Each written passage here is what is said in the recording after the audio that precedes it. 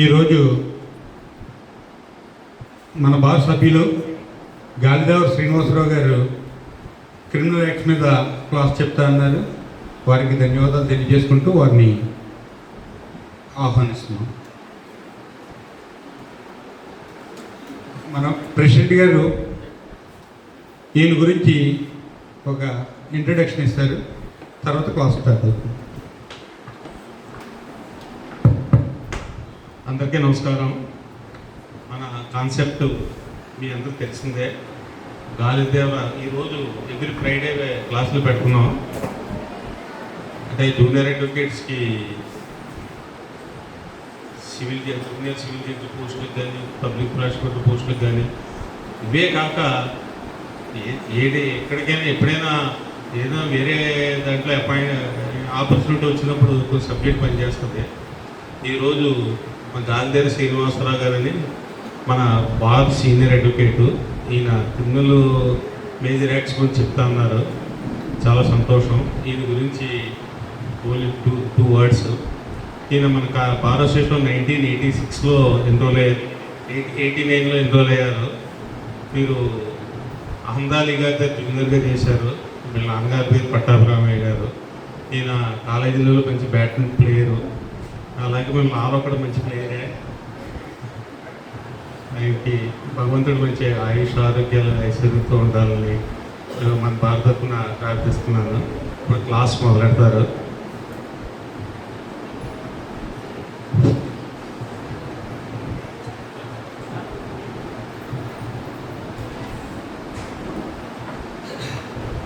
శ్రీమాత్రే నమః. ఈ అవకాశం వచ్చినటువంటి గురువు గారు ఏలు సుబ్రహ్మణ్యం గారు, అలాగే సెక్రటరీ గారు చంటి గారు, అలాగే రామారెడ్డి గారు లైబ్రరీ సెక్రటరీ గారు, వీళ్ళంతా ఎంతో ఉత్సాహంగా కాకినాడకి ఒక యాక్టివిటీని తీసుకొచ్చారు. చాలా సంతోషకరం. అంటే రోజులు అలా వెళ్ళిపోవడం కన్నా ఇలాంటి యాక్టివిటీస్ పెడితే, నేను ఎన్నో క్లాసులు విన్నాను. జూనియర్స్ చెప్తుంటే ఇంతకుముందు కూడా గురువుగారు ఉన్నప్పుడు ఎవరు చెప్పించారు. అనేక క్లాసులు వెళ్ళడం జరిగింది. ఏంటంటే బుక్ చదవడం కన్నా, అడగడం కన్నా, అడిగి తెలుసుకోవడం కన్నా చదివి తెలుసుకోవడం మంచిది.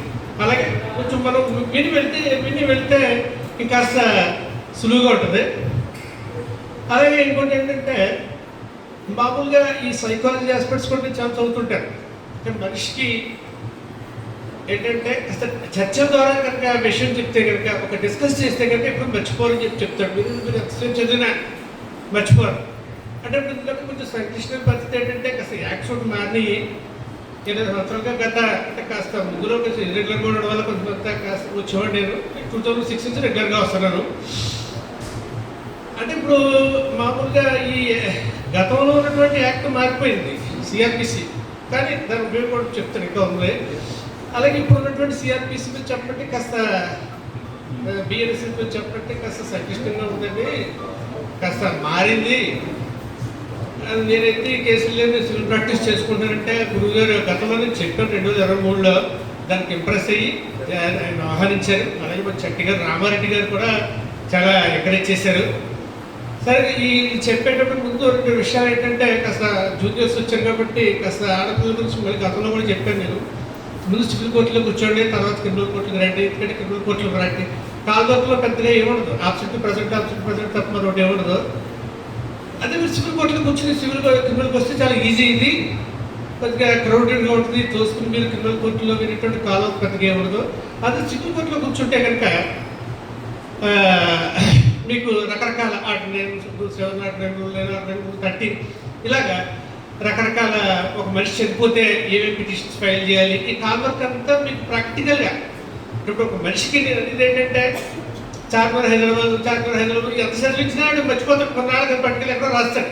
చార్మినార్ తీసుకుని చూపించేవనుకోండి, అది పెర్సూడ్ బై సెన్సెస్ అనమాట. మీరు అందరూ చదువుతారు. ది వారల్ evidence always must be direct అంటే it must be perceived by senses చదువుతారు. ఒకసారి చూపించుంటాడు, మర్చిపోడు. ఎందుకంటే అన్ని సెన్సెస్తో కూడా ఫీల్ అవుతాడు అనమాట. అది అందుకని అలాగే కాస్త భవిష్యత్తు కూడా మనం అబ్బాయిలు రాలేదు, జూనియర్స్ అదే కొంచెం డిస్కరేజింగ్గా ఉంది. అబ్బాయిలు కూడా అదే అసలు ప్రొఫెషన్లోకి ఎంటర్ అయ్యేటప్పుడు ముందుగా మన ఫ్యూచర్ నిర్ణయించుకోవాలన్నమాట. ఏంటంటే మనం ఇందులో ప్రొఫెషన్లో కొనసాగుతాం ఏంటంటే చాలామంది డిస్కరేజింగ్గా మాట్లాడారు. అంటే వాళ్ళు ఏం చేస్తారంటే ఇంట్లో ఉంటారంటే అనేటువంటి వారు కాస్త ఏంటంటే లాలకు వచ్చేటప్పటికి చాలా కేర్ఫుల్గా భవిష్యత్తు నిర్ణయం చేసుకోవాలి. ఎందుకంటే కొంతకాలం పోయిన తర్వాత మనకు వయసు అయిపోతుంది, ఏ జాబ్స్ రావు, ఇందులో పడి కొట్టుకుంటుంటాం, ఏదో చివరిస్తారు గురువు గారు, లేదా అబ్బాయిలు అయితే ఏదో వైఫ్ ఉద్యోగం చేస్తారు బతకాలి, తండ్రి పెన్షన్ బతకాలి, ఈ అవసరాన్ని వచ్చేస్తాయి. కాబట్టి కష్టపడాలన్నమాట బాగా. అలాగా ఒక అడుగు మీరు కోర్టులో ఇంటి దగ్గర వేస్తే ఒక అడుగు కోర్టులో వేయాలి. రోడ్లు అందరూ షైన్ అయ్యారు, మీరు చూస్తే అందరూ సర్వే చేస్తారు ఎవరు ఎలా కష్టపడ్డారో ఏంటి అని. అసలు గురువు గారు నేను ఇప్పుడు బయట చూడలేదు, అది ఎప్పుడు కూడా కోరుకుంటే తప్ప నాకు ఎప్పుడు బయట కనపడలేదు. ఎప్పుడు ఆయన కదా ఎప్పటికో ఎప్పటి నుంచో సీనియర్టీ ఆయనకి. అలాగే కాస్త కొంచెం నాకు ఈ హాస్పిటల్ ప్రాబ్లం ఉండడం కొంచెం మౌత్ డ్రై అవుతుంటుంది. గతంలో కూడా ఇదే ప్రాబ్లం అనమాట. కాస్త వాటర్ తాగి స్టార్ట్ చేస్తాను ఒకసారి, తాగుతుంటారు. కొంచెం excuse me for my email.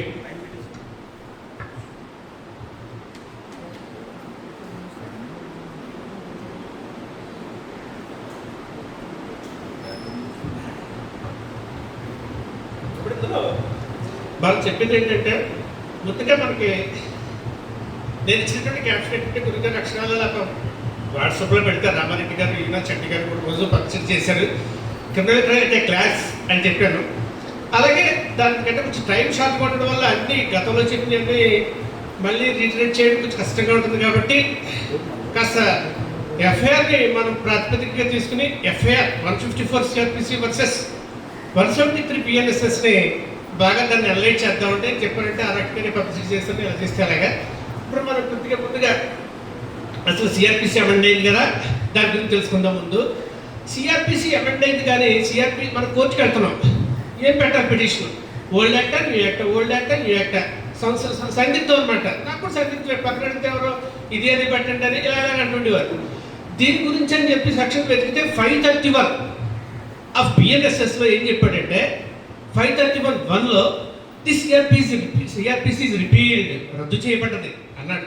అంటే అంటే రద్దు చేయమన్నాడు, కానీ కాస్త కొంచెం అదే ఆగాలన్నమాట. నెక్స్ట్ 531(2)లోకి వచ్చేటప్పటికి ఏమన్నాడంటే ఎనీ పెండింగ్ ఆల్రెడీ కనుక లేదా any application, appeal, trial, enquiry, investigation అదే ఎనీ కనుక ఏమైనా కనుక పెండింగ్లో ఉంటే కనుక వాటిని మీరు ఏం చేయాలి అని అంటే you should feel that this act BNSS is not enacted అనేటువంటి ఉద్దేశంలో ఉండి ఫాలో అవ్వండి అని చెప్పేసి సేవింగ్ క్లాస్ ఇచ్చాడు అనమాట.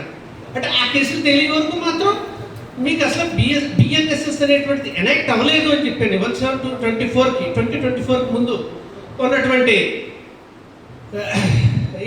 కేసులు ఏమైనా సరే you should read that BNSS is not enacted అనేటువంటి వ్యూలో కూడా మీరు ముందుకు వెళ్ళొచ్చు అని చెప్పి సేవింగ్ క్లాస్ ఇచ్చాడనమాట.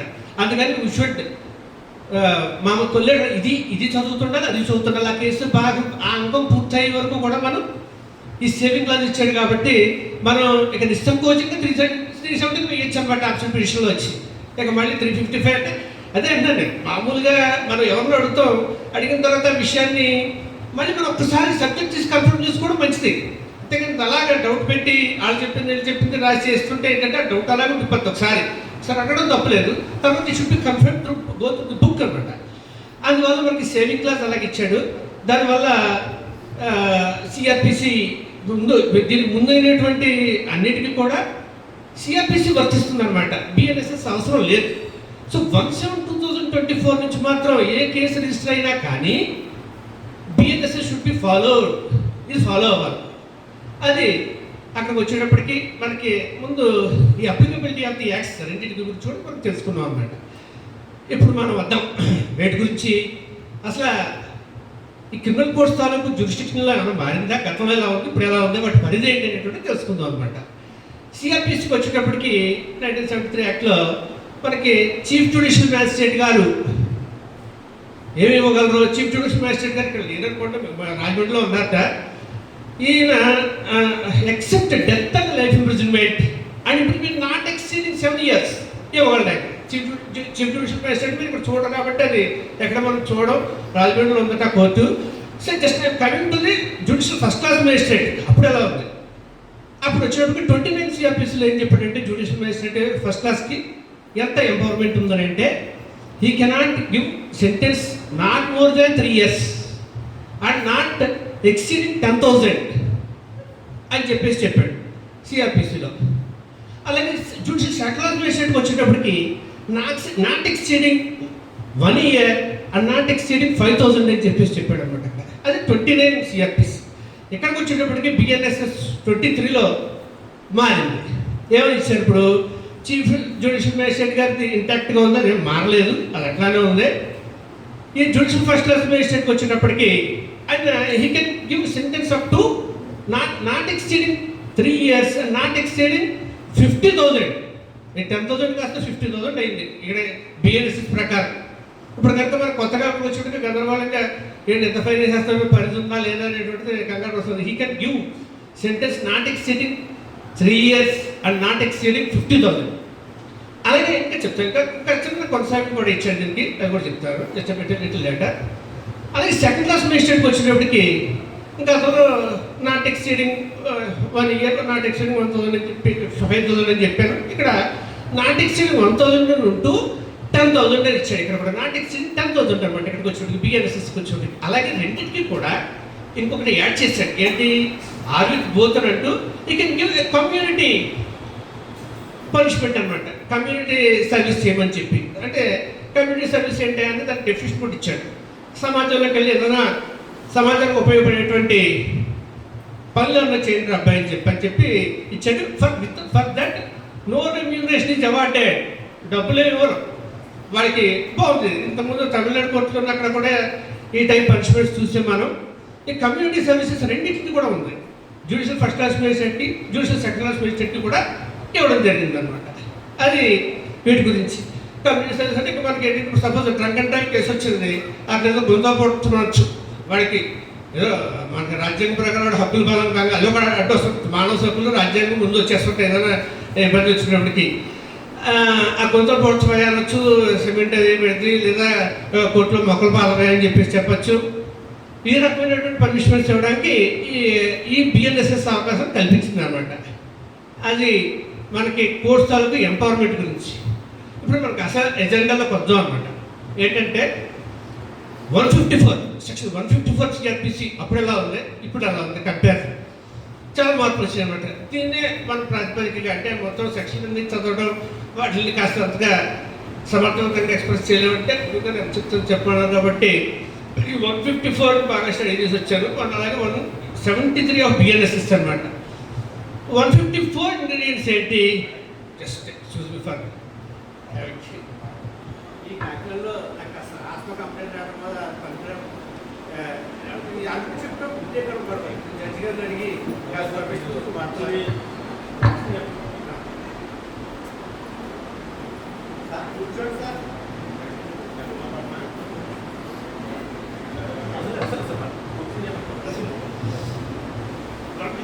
సిఆర్పిసి వచ్చేటప్పటికి అన్నారంటే గట్టిగా ఉండడం వల్ల త్రోట్ డ్రై అయిపోతున్నాను. గట్టిగా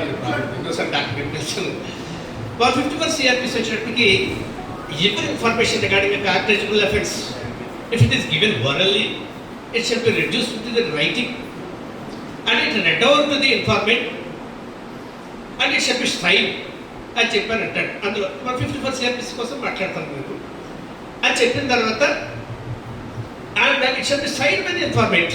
అందులో చెప్పిన తర్వాత అక్కడ it should be the essence of the cognizable offence information ఏంటంటే should be recorded, should be taken in the book prescribed by the government. అందులో తీసుకోవాలి. పెట్టిన తర్వాత కాపీ కూడా ఫర్నిష్ చేయాలనుకోండి ఫోర్త్ విత్. అప్పటికే అమెండ్మెంట్స్ వచ్చినాయి కాబట్టి కాస్త అమెండ్మెంట్స్ అంటే 354 అలాగే దగ్గర నుంచి ABCD 376 అఫెన్సెస్ అగైన్స్ట్ ఉమెన్ వచ్చేటప్పటికి ఇవి ఉమెన్ ఆఫీసర్ చేత కానీ, ఉమెన్ పోలీస్ ఆఫీసర్ చేత కానీ, ఉమెన్ ఆఫీసర్ చేత కానీ రికార్డ్ చేయమని చెప్పి ఉంది అందులో. ఇందులో ఈ అఫెన్సెస్ అన్నీ కూడా ఉన్నాయి, ఒకసారి చూసుకోండి మీరు. ఈ 326A అని ఉందన్నమాట. ఈ 326A ఇక్కడికి వచ్చినప్పుడు 124గా మారింది. 326A గురించి చెప్తాను. ఫస్ట్ 326గా ఉండేది అనమాట ఇది అఫెన్స్. ఇది ఈ 326 ఏంటంటే వాలంటరీ కాదు, grievous hurt by dangerous weapons రెండు ఉంటాయి. అసలు ఆ సెక్షన్స్ పాత్ర సులువుగా ఉన్నాయి అర్థం చేసుకోవడానికి. స్పర్శకి ఇచ్చిన హర్ట్ అంటే ఏంటి, అదే గ్రీవియస్ హర్ట్ పనిషెంట్, ఇలా ఒకదానికి ఒకటి రెండు జోడింపు అనమాట. వాలంటరీ కాదు, grievous hurt by dangerous weapons or means అని వచ్చింది. అందులో ఏంటంటే కాస్త వాళ్ళు తెలివిగా అప్పటికే పెట్టున్నారు, కొరోజివ్ సబ్స్టెన్స్ ఏమైనా వాడితే కనుక అని చెప్పి ఇచ్చారు. అందులో చూశాను నేను. అంటే కొంచెం మెంటే స్వభావం ఉన్నటువంటిది, యాసిడ్ అటువంటిది. అప్పుడు తర్వాత ఏమైందంటే కాస్త రాష్ట్రం అంతా, దేశం అంతా నేషనల్ వైడ్గా మొత్తం యాసిడ్ దాడి మొదలైంది. అమ్మాయిని ప్రేమించేవాడు తిరస్కరిస్తే ఒక కాన్సన్ట్రేటెడ్ యాసిడ్ తీసుకుంటూ అమ్మాయి మీద వేసాడు. ఏ పని చూడకపోయేవాడు అంతా కూడా. అప్పుడు దేనిజన అమెండ్ చేశారు, దాన్ని 326A అమెండ్ చేశారనమాట. వేసి కాస్త పనిష్మెంట్ ఇవ్వడం జరిగింది. అది అంటే దాన్ని ఉదాహరిస్తున్నాడు. ఇవన్నీ కూడా ఉమెన్ పోలీస్ ఆఫీసరు అలాగే ఆ ఉమెన్ ఆఫీసర్ చేత రికార్డ్ చేయబడాలన్నమాట స్టేట్మెంట్స్ అన్నీ కూడా. If it is attempted or committed of a commission of offence అలా జరిగింది. Provided that in the event ఎప్పుడైతే కనుక ఆ women mentally or physically challenged అయితే కనుక, టెంపరీ ఆర్ పర్మనెంట్ డిజేబుల్మెంట్ కనుక వస్తే కనుక, అప్పుడు it should be recorded the house of the victim. అక్కడికి రికార్డ్ చేయమని చెప్పారు. Or at her choice at convenient place. ఆవిడ ఎక్కడైతే చెప్పారో ఆ ప్లేసెస్ అని వెళ్ళి విత్ అన్ ఇంటర్ప్రిటర్, ఒక ఇంటర్ప్రిటర్ సాయంతో ఇంటర్ప్రిట్ చేసి చెప్పాలి, రికార్డ్ చేయమని చెప్పేసి ఆ ప్రొవిజన్ కూడా కల్పించినప్పుడు. అలాగే ఇక్కడ మళ్ళీ కాస్త ఏదన్నా వీడియోగ్రాఫ్ చేయమని చెప్పేసి కూడా చెప్పారు. It's videograph in that event అనమాట. వీడియోగ్రాఫ్ చేసిన తర్వాత మేజిస్ట్రేట్ గారి చేత ఈ వరకు కూడా స్టేట్మెంట్స్ ఏమైనా ఉంటే రికార్డ్ చేయాలి. మేజిస్ట్రేట్ గారు కూడా ఇటువంటి సందర్భాల్లో రికార్డ్ చేయాలని చెప్పేసి భావించారు. ఆ తర్వాత వచ్చేటప్పటికి మనకి ఏం చేయాలి నెక్స్ట్ స్టెప్. ఇప్పుడు if it is refuse to receive the information by the incharge of police station. ఇక్కడ మొదటి చిత్రం ఏంటంటే పోలీస్ కంప్లైంట్ అంటే మాటలు ఏముండవు, ఎఫ్ఐఆర్ అంటే మాటలు ఏముండవు, information with regard to cognizable offence అనడం. అది కూడా ఒకసారి చెప్తాను నేను. వచ్చిన తర్వాత ఒక police officer if you refuse to receive the information you can directly send it to the superintendent of police. If the superintendent of police satisfied himself that there is a commission of non-cognizable offense, he can investigate himself or direct the police officer, not police officer, to investigate that case. If that, as far as that case is concerned, that officer appointed, directed by that superior officer, is having the power such that he is having a jurisdiction. దాని మీద ఆ case వరకు కూడా ఇంటికి power ఉంటుంది అనమాట. అక్కడ వరకు చెప్పి ఊరుకుంది. ఇక్కడ ఇందులోకి మనకు ఒకసారి కాగ్నిజబుల్ నాన్ కాగ్నిజబుల్ అఫెన్సెస్ కూడా కొంచెం కూడా తెలుసుకోవాలి. ఏంటంటే కాగ్నిజబుల్ అఫెన్స్ అంటే ఏంటి, నాన్ కాగ్నిజబుల్ అఫెన్స్ అంటే ఏంటి పూర్తిగా సాధారణంగా అసలు జోక్యం చెప్పుకోవాలంటే మనకి నాన్ వెజిటేరియన్ అంటేనేమో కాస్త మాంసాహారం, వెజిటేరియన్ వచ్చినప్పటికి సాత్వికాహారం. ఇక్కడికి వచ్చినప్పటికి కాగ్నిజబుల్ వచ్చినప్పటికి మా తీవ్రమైన నేరం, కానీ నాన్ కాగ్నిజబుల్ వచ్చినప్పటికి చాలా తక్కువ నేరం అనమాట. రివర్స్ కూడా మనం కాస్త ముందు రాసేటప్పుడు కానీ పరిస్థితి కానీ ముందు ఆ ముందు భాగం చూసుకోవడం మంచిది. కాగ్నిజబుల్ అని నాన్ కాగ్నిజబుల్ అడుగుతున్నారు చెప్పుకుని ఏదో కాగ్నిజబుల్ అని పదం కనపడగానే మనం బిడ్డు పెట్టేసినా ఏ పెట్టేసినా కాస్త మనం దెబ్బతింటాం అనమాట. ఇది నాన్ కాగ్నిజబుల్ అఫెన్స్ గురించి. అందులో నాన్ కాగ్నిజబుల్ అఫెన్స్ ఏంటంటే the police officer cannot arrest without warrant. Cognizable అఫెన్స్కి వచ్చిన కొంచెం సిఆర్పిసిలో కాస్త అమెండ్మెంట్ వచ్చింది చూసుకోండి. You can arrest without warrant provided that subject to the provisions of first schedule అనుగుణంగా ఫాలో అవుతూ, అలాగే for the law for the subject the law enforcement ఎప్పుడైతే లా ఎలా ఏ రకంగా ఉందో దాన్ని చూస్తూ ఫాలో అవుతూ చేయమన్నాడు. ఎందుకంటే చెప్తాను little letter to that aspect also. అంటే కాగ్నిజబుల్ అఫెన్స్ మారిందనమాట. ఇప్పుడు మనం ఇందాక యాసిడ్ దాడి గురించి చెప్తూ ఒక విషయం ఆపాను. అప్పుడు అందులో స్వప్నిక ప్రణీత అని చెప్పేసి 16 years బ్యాక్ వరంగల్లో కేసు జరిగింది. కాలేజ్ స్టూడెంట్స్ ఇద్దరు అమ్మాయిల మీద యాసిడ్ పోయడం జరిగింది. అది అందులో కంపెనీ చనిపోయినట్టుగా ఉంది. వాళ్ళిద్దరు ముగ్గురిని కూడా చూసిన ముగ్గురిని ఎన్కౌంటర్ చేశారు. ఎవరో స్పీకర్ సత్యనారాయణ ఎవరు అనుకుంటా. అది అప్పటి నుంచి దీన్ని యాసిడ్ దాడికి ఒక ప్రత్యేకమైన సెక్షన్ ఇచ్చేసి దానికి చాలా పనిష్మెంట్స్ ఇచ్చేవాడు జరిగింది అనమాట.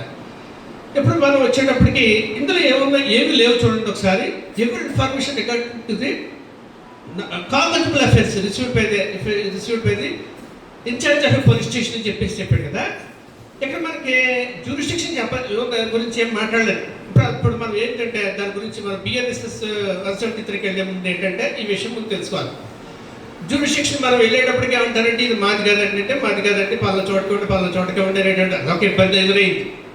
అలాగే కొన్ని ఎకనామికల్ అఫెన్సెస్ ఏమైనా వచ్చేటప్పటికి క్రిమినల్ బ్రీచ్ ఆఫ్ ట్రస్ట్ కానీ, చీటింగ్ కానీ, ప్రాపర్టీ రిలేటెడ్ డిస్ప్యూట్స్ కానీ వస్తే కనుక అప్పుడు వీళ్ళు రికార్డ్ చేయడానికి కూడా కాస్త లేట్ చేసేవారు. ఈ ఇబ్బందులు తొలగించడానికి ఏం చేశారంటే అప్పుడు మనకి దీనికి బిఫోర్ దట్ చిన్న హిస్టరీ కూడా ఉందన్నమాట. దానికి రికమెండేషన్స్ వచ్చినాయి. ఈ జ్యూరిస్డిక్షన్ ప్రాబ్లం వస్తుందని చెప్పని సుప్రీంకోర్టు మనకి ఈ కేసులో Lalit Kumari versus government of UP government అని చెప్పేసి ఒక కేసు వచ్చింది. అందులో డిస్కస్ చేశారనమాట. ఇలాగా ఇది ఇది ఈ విషయం వచ్చేటప్పటికేమో మనకి ఏంటంటే ప్రిలిమినరీ ఎంక్వైరీ కండక్ట్ చేయడం కోసం అనుకోండి. ఇందులో సత్యేంద్ర కౌర్ అనేటువంటి జడ్జిమెంట్ ఉందన్నమాట. సత్యేంద్ర కౌర్ వర్సెస్ ఈ కేసులో చెప్పాడు ఇక్కడ 1999 సుప్రీంకోర్టు SCC 198లో వచ్చేటప్పటికి జీరో ఎఫ్ఐఆర్ గురించి చెప్పాడు అనమాట. 13, 14, 15లో డైరెక్షన్స్ వచ్చిన సెంట్రల్ గవర్నమెంట్ నుంచి ఏమని ఇలా ఇబ్బంది పడుతున్నారు. Prior to the amendment of BNSS also it was came zero FIR register చేయండి అని చెప్పని సెంట్రల్ గవర్నమెంట్ నుంచి వచ్చినాయి ఇన్స్ట్రక్షన్స్. ఇందులో ఏంటంటే చాలా ఇబ్బంది పడుతున్నారు. ఈ స్టేషన్కి వెళ్ళినట్టు సపోజ్ మీరు can imagine that a man was severely attacked by somebody and he goes to the police station and then the police officer says that this is not the jurisdiction, he goes somewhere else and ప్రాణం పోతాడు. ఇటువంటి overcome చేయడం కోసం recommendation start అయినాయి. ఈ సత్యేందర్ కౌర్ కేసులో zero FIR recommend చేయమని supreme court direction ఇచ్చిందంట. Satyender Kaur case 1999 SCC 198. ఇందులో ఒకసారి చదవండి. నాట్ సో ఇంపార్టెంట్, ఇంట్రెస్టెడ్ మామూలుగా ఎలా వచ్చినటువంటి హిస్టరీ. అలాగే ఈ బిఫోర్ గోయింగ్ మనం 173కి నేను చెప్తున్నాను, కాస్త ఇంట్రొడక్షన్ చెప్తున్నాను అనమాట. ఏమేమి మార్పులు ఎందువల్ల వచ్చినాయి ఇప్పటికే మన గుడ్డిగా దాన్ని నేను మాట్లాడేయడం కన్నా అలాగే వచ్చేటప్పటికి ఈ వీటికి ఎఫ్ఐఆర్ రిజిస్టర్ చేయలేదని చెప్పని ఇందాక చెప్పినటువంటి ఈవిడ Lalit Kumari versus government of UP అదే AR 2014 SC పేరు 187లో కాస్త ఈ నాన్ టాగర్బుల్ అఫెన్స్ కనుక రిజిస్టర్ చేసేటప్పుడు కాస్త ప్రిలిమినరీ ఎంక్వైరీ చేయాలనేటువంటి మ్యాండేట్ కూడా అప్పుడు రావడం జరిగింది అనమాట. ప్రిలిమినరీ ఎంక్వైరీ చేయాలని చెప్పేసి సెంట్రల్ గవర్నమెంట్ నుంచి సిఫార్సులు రావడం జరిగినాయి. అంటే ఏంటంటే సపోజ్ ద పోలీస్ ఆఫీసర్ ఇవాటికి వెళ్ళగానే తల చేయకపోవాలి, కాలు తీసుకోవాలి, ఏదో జరగాలి అంతే తప్ప వెంటనే చేయడు. మన ఏదైనా పలా చోట మోసం జరిగింది, మరొకటి జరిగింది, ప్రాపర్టీ డిస్ప్యూట్స్ జరిగినాయి, చాలా పెద్ద నేరం అన్నా కూడా ఈ ఆయన government has given power for to conduct preliminary enquiry అనమాట. ఇప్పుడు మనం కాస్త ఈ సినాప్సిస్ మనకు అర్థమైతే నెక్స్ట్ 4 సెక్షన్ 173 BNSS బాగా అర్థమవుతుంది. ఇప్పుడు ఇందులోకి వచ్చినప్పటికీ AP information regarding the cognizable offence 173 BNSS గురించి చెప్తున్నాను. Information regarding the cognizable offence irrespective of the place where it is committed. అసలు తీసేసాడు class. irrespective of the place where it is committed. ఎక్కడ జరిగినా కూడా 2000 ఉంటే అక్కడ చేసేట అక్కడ రిజిస్టర్ చేయవలసిందే. తర్వాత గైడ్ లైన్స్ ఎలా ఉంటే అది ఫాలో అవ్వాలి. సో జ్యూరిస్డిక్షన్ అనేటువంటి ఆస్పెక్ట్ తీసేసి ఈ రికమెండేషన్స్ వల్ల ఇలా ఇచ్చాడు అనమాట. irrespective of the place where it is committed అని చెప్పి ఇచ్చాడు. ఇచ్చిన తర్వాత అక్కడ మళ్ళీ it can be orally given and it should be reduce మళ్ళీ మామూలు పడ్డాయి. It should be reduce to the writing and signed by the informant and read over to him అంత మామూలే. అంటే another clause is also attend ఎవరి it can be given through electronic communication, electronic మోడ్లో కూడా ఇవ్వచ్చు అనమాట. లేదా 180 that I'm discussing the 173 BNSS. ఇందులో కూడా చాలా ఇబ్బంది. BNSS అని పెట్టాడు, BSA BNS అని పెట్టాడు. చూడు జడ్జి గారు చెప్పేటప్పుడు మరి ఎలా ఎందుకు పెట్టారో ప్రాక్టికల్గా ఆయన BNSSలో ఒక మాట మింగాడంటే ఆయన BNSS మాట్లాడుతున్నాడు అర్థం కాదు, BNS మాట్లాడుతున్నారు అర్థం కాదు. కొంతమంది మాట్లాడతారు, వెళ్ళిగా మాట్లాడతారు, అక్కడ కూర్చోడానికి ఇబ్బంది. అందుకని కాస్త చక్కగా ఉంటుంది. ఇంతకుముందు మన ఏదో మన అభిప్రాయం వ్యక్తం చేస్తే కొంచెం ఇబ్బంది ఏమో, కానీ అసలు భారతీయ న్యాయ సంహిత అంటే సంహిత అంటే సంకలనం అట, అది కూడా చూశాను నేను. గ్యాదరింగ్ అనమాట, ఆల్ ది మెటీరియల్ చేసి పెట్టాడు. అలాగే భారతీయ న్యాయ సాక్షి అధినయం అంటేనంటే చట్టం మీనింగ్ అంట, దాన్ని అలా పెట్టుకున్నారు. ఇండియన్ పేరు కూడా సగం పేరు పీనల్, అందులోనే కూడా పీనల్, నువ్వన్నీ పనిచేస్తే శిక్ష అని అందులోనే వచ్చేస్తుంది మీనింగ్. సార్ మన శాసనకర్తలు తెలివైన వాళ్ళు అనుకుంటాం, పెట్టారు వాళ్ళు, మన ఫాలో అవడం మన విధి. సో మనం వచ్చినప్పటికి ఎక్కడ అంటే ఎలక్ట్రానిక్ కమ్యూనికేషన్ ఫార్ములా కనిపిస్తే అదే రికార్డులోకి రాసి it shall be signed by the informant within 3 days date of giving అనమాట. 3 రోజుల్లోగా ఆ ఎలక్ట్రానిక్ కమ్యూనికేషన్లో ఇచ్చినటువంటి దీన్ని ఎఫ్ఐఆర్ని 3 రోజుల్లోగా సైన్ చేయాల్సి ఉంటుంది అదనమాట. అలాగే ఇట్ షుడ్ బి ముందులాగే it should be kept by the incharge police station, ఏదైతే kept by the book and substance అంతా కూడా ప్రిస్క్రైబ్డ్ బుక్లో ఎంటర్ చేయాలి. చేసిన తర్వాత ఇక్కడికి వచ్చినప్పటికి మళ్ళీ కాస్త కొంచెం ఇచ్చాడు అనమాట. మళ్ళీ పాత దాంట్లో వచ్చి 64 to 71 ఇవన్నీ కూడా అఫెన్సెస్ అగైన్స్ట్ ఉమెన్ 64 to 71, అలాగే 74 నుంచి 79, అలాగే 124 ఈ అఫెన్సెస్ ఏమైనా కనుక ఏం ఇష్టం జరిగితే it should be recorded by women police officer or women officer. అలా అని చెప్పి డెఫినేషన్ చేసేటక్కడ డెఫినేషన్ ఇచ్చాడు, అలా రికార్డ్ చేయమన్నాడు. ప్రొవైడెడ్ దట్ అది కొంచెం కొనసాగుతుంది. దానిలాగే మనకి ఒకవేళ కనుక ఫిజికల్లీ అండ్ మెంటల్లీ కనుక చెప్పిన దాంట్లో అటెంప్ట్ ఆర్ కమిషన్ ఏమైనా సరే ఏం జరిగినా కూడా ఈ విక్టిమ్కి వచ్చేటప్పటికి లేడీకి చాలా సీరియస్ అఫెన్సెస్ ఉన్నాయన్నీ కూడా. ఈ 64 దగ్గర నుంచి అంతా కూడా offences serious offences against women మీద చూడండి తెలిసిపోద్ది. అలాగే ఇంతకట్లాగే మనకి ఇక్కడ కూడా కాస్త ఏమన్నాడంటే ఈ విక్టిమ్ కనుక మామూలుగా మెంటల్లీ అండ్ ఫిజికల్లీ ఛాలెంజ్ అయితే కనుక అక్కడ కూడా అక్కడ చెప్పినట్టు as usual it continues as usual అనమాట. అక్కడికి వెళ్ళి రికార్డ్ చేయాలి. అలాగే ఆర్ ఎ చాయిస్, అలాగే ఒక ఇంటర్ప్రిటర్ ఉండాలని చెప్పాడు. అక్కడ మామూలు దీన్ని కూడా 183(6)A ప్రకారం మేజిస్ట్రేట్ గారు వచ్చి ఇటువంటి సందర్భాల్లో రికార్డ్ కూడా చేయమని చెప్పారు. అందులో కూడా చెప్పాను కూడా చెప్పకపోయాను. చెప్పిన తర్వాత అసలు విషయం మళ్ళీ కొంచెం కొనసాగింపించాడు అనమాట. ఇందులో ఇందాక నేను చెప్పేటువంటి ప్రిలిమినరీ ఎంక్వైరీ గురించి లలిత్ కుమారి వర్సెస్ అందులో గవర్నమెంట్ ఆఫ్ ఉత్తరప్రదేశ్లో లాగా గవర్నమెంట్ ఆఫ్ ఉత్తరప్రదేశ్లో చెప్పినట్టుగా ఈ ఆర్థిక నేరాలు తొందరగా రిసీవ్ చేయట్లేదు, వీటి గురించి ప్రిలిమినరీ ఎంక్వైరీ చేయవలసిన అవసరం ఉంది అని భావించి ఇది పెట్టారనమాట. ఏమంటాడు ఇంకా కొనసాగింపుగా 173 BNSSలో without prejudice to the provisions mentioned in the stated in the section 175 BNSS.